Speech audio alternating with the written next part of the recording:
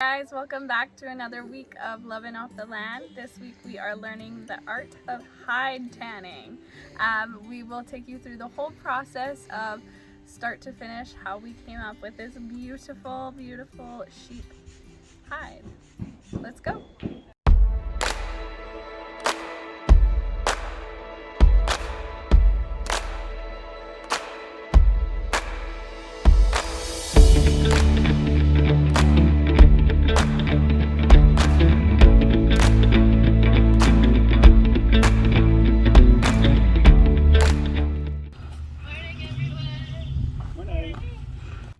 I'll show you what I do for the starting, and then I'm just gonna walk around and see how it's going for everyone. I forgot to mention that we have gloves if you want them, so I put them in the center here.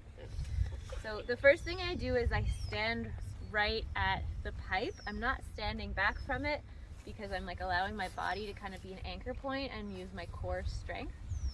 When we work on sheep, it's not the same as working a tougher animal like deer. We're not gonna really be like working out today, but you might feel it because this is often muscles that we just like don't have access to a lot of in our daily life. And now this stage, this wet scraping stage, is called membraning, and we are kind of gently scouring away that tissue I was talking about. And they're not gonna have a ton on them. Some will have more than others. This one here's got like this stuff, which is more obvious. But at the same time that we press the tissue away, we're also squeegeeing the hide and getting water out. And that's a really important part of kick-starting the softening process, because these hides are gonna hold onto water. The wool takes a long time to let it go, so anything we can do on our part is really helpful. Whenever we apply oils to hides, we need to emulsify them, which means so lipid molecules hang out, they make up fat, and they're kind of magnetized, so they like to stand up and down. When they're emulsified, they go every which way.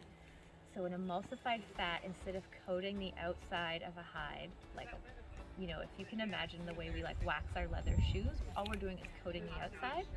When we're making the leather, we actually want the fat to absorb into the hide thoroughly and coat all of the fiber network that creates the skin. So it needs to be emulsified. So this is a good example of an emulsifier kind of at the top and the oil hanging out below. And then when I mix it, the whole thing becomes really creamy. So this fat is now emulsified, which means it will sink into the hide and just cover every part of it from the inside out. There's a different emulsifiers you can use. You can just take soap, like a liquid soap, and mix it 50-50 with any fat. That totally works. Egg yolks are naturally emulsified, and so is brain, which is why brain tanning is a thing, because brains are emulsified and so they sink into the hide. We're gonna use sunflower. We're gonna use something coming out of a package, because it's the best. It took me a long time to come around to using lecithin. This is the isolated constituent that's the universal emulsifier, but it makes really soft hides. So I put 3 tablespoons of lecithin in this jar, which I found in the hanger. Thank you for your contribution. And it's been sitting in the sun, so as it gets warm, the lecithin absorbs more and more. I've been stirring it a bit, and the lecithin is starting to kind of decoagulate and do its thing. And I'm going to mix this olive oil into it and create the fat emulsion. Actually, instead of mixing the olive oil in there, everyone is getting their own little cups, so I'm going to put 50-50. Don't get that on video. Too late. I'm just going to put it directly, so then if we end up not needing all of that lecithin water, that is. So it's just mixed with water in the package? Yeah, the lecithin is just in water, and then I'm going to take. So there was 3 tablespoons of lecithin in here, about 3 cups of water. So 1 tablespoon per cup. Then we want to take that liquid and mix it 50-50 with the fat.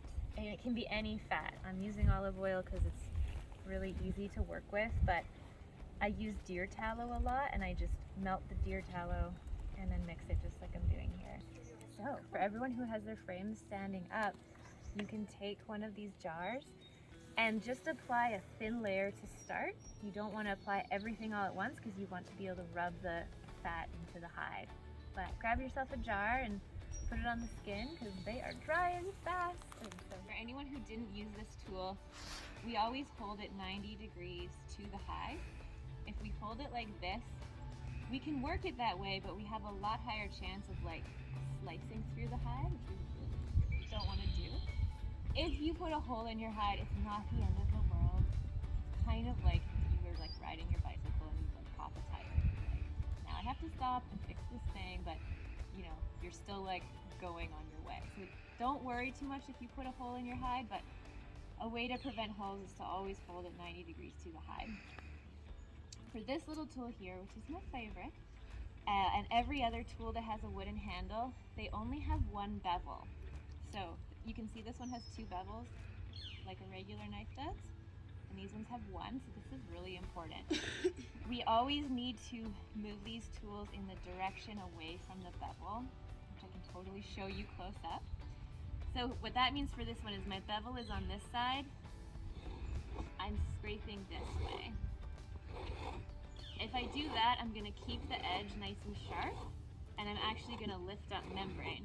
If I scrape this way, then I round out my bevel and I lose the sharp edge, and then this tool still works to soften, but it doesn't really work to pick up any membrane, and it becomes really hard to sharpen again, like so hard, because you have to make a new bevel, and this is really strong steel. So this is the motion we're doing today all day long. You can play around with different tools. I have more variety on that table.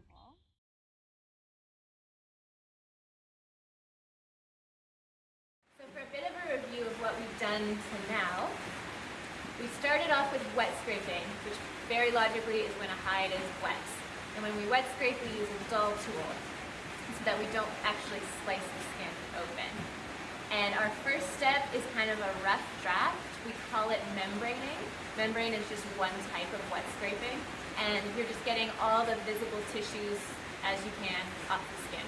And we saw that some of the older animals had way more fascia, which is the tissue, so we didn't get like as much off as some of like the younger animals, which like looked a lot cleaner. But because it's just a rough draft, we move on from wet scraping fairly quickly. And by the afternoon of day 1, we were framing up all of our hides, and then we switched into softening. And on day 1, I think we just used the dowels. There was no need to use a dry scraper quite yet, so we just worked the rest of the day putting movement into the fibers, getting them to lay nice and soft on each other and stay flexible. On day 2, we switched to using dry scrapers because the skin got a lot more dry. And these are the tools that are sharper and they have round blades. So now we've got this like flat working surface, and the round blade will start scouring away even more membrane as it dries. And we made a fat emulsion so that we took just olive oil, like a really accessible plain oil. We mixed it with lecithin, which emulsifies it. And then when an oil is emulsified, it gets deep into the fiber of the skin and helps just lubricate it from the inside out. So if you're doing this at home and you don't have lecithin, you can just use soap to emulsify a fat, or you can mix egg yolks to emulsify a fat. Both work really great. And that was like our whole day yesterday. We just did one thing the whole day. We switched up tools a lot, and you got a feel for what felt really good in your hand. And towards the end of the day, some people started pumicing, but mostly that happens today. It's our 3rd day together, and we are combing them out, which gets rid of any last remaining dirt in the wool and makes them really, really fluffy. And we're using these pumice stones, which is just like a finishing tool to kind of add a final polish to the skins. Yeah, that's what we've done.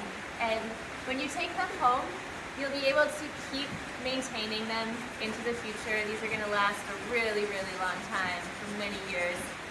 At any point, you can pumice the skin and you can comb the wool. So that's one way of maintaining them. If you need to wash them, I really prefer using a spray bottle with soap.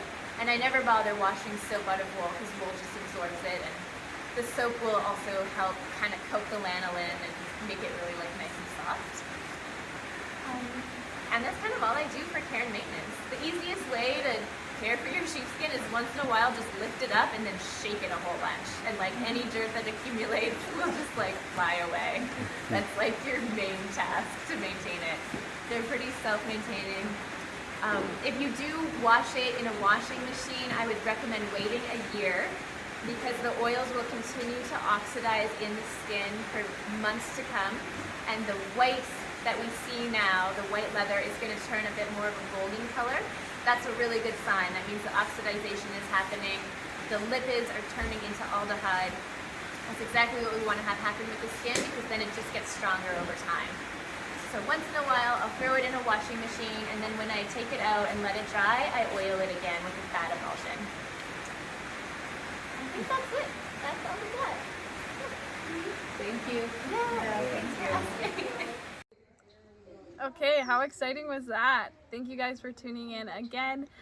If you haven't already, please hit like and subscribe, and leave us a comment if you'd like to learn anything more about the art of hide tanning.